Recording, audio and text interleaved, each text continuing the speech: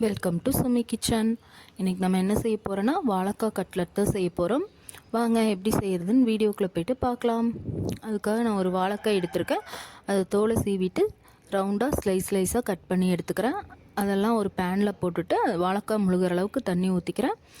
1/2 spoon மஞ்சத்தூள், இஞ்சி பூண்டு பேஸ்ட் 1 ஸ்பூன், உப்பு தேவையான அளவு போட்டு நல்லா கொதிக்க விடுங்க.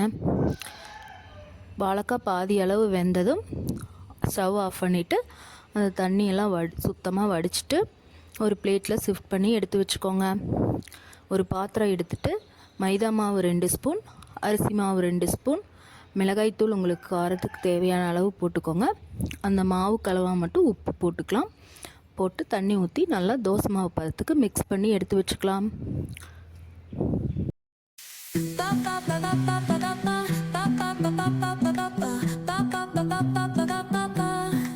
Soy arena, oh so bright. Baila conmigo toda la night. Keep it going, no queda igual. அடுப்பில் ஒரு பேன் வச்சுட்டு நம்ம வாழைக்காயை பொரிச்செடுக்க தேவையான அளவு ஆயில் ஊற்றிக்கலாம். நம்ம மிக்ஸ் பண்ணி வச்சுருக்கிற மாவில் நம்ம பாதி வேக வச்ச வாழைக்காயை எடுத்து நல்லா முக்கி எடுத்துட்டு பிரெட் பவுடரில் ஒரு பெரட்டி அப்படியே எண்ணெயில் போட்டு பொரிச்சு எடுத்தோன்னா சூப்பரான வாழைக்காய் கட்லட் ரெடி. நல்லா கிறிஸ்பியாக இருக்கும், சாப்பிட டேஸ்ட்டு சூப்பராக இருக்கும். எல்லோரும் கண்டிப்பாக ட்ரை பண்ணி பாருங்கள்.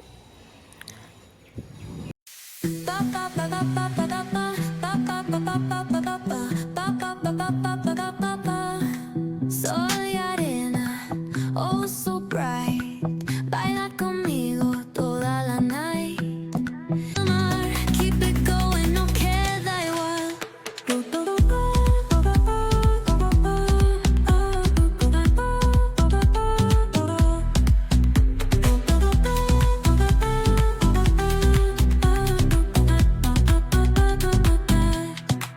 Luna llena, shining down.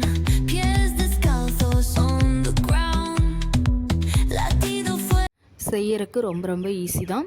எல்லாருமே கண்டிப்பாக ட்ரை பண்ணி பாருங்கள். நம்ம சேனலில் சப்போர்ட் பண்ணுங்கள், மறக்காமல் சப்ஸ்கிரைப் பண்ணுங்கள். நம்ம வீடியோஸ் பிடிச்சிருந்தா ஷேர் பண்ணுங்கள். தேங்க்ஸ் ஃபார் வாட்சிங்.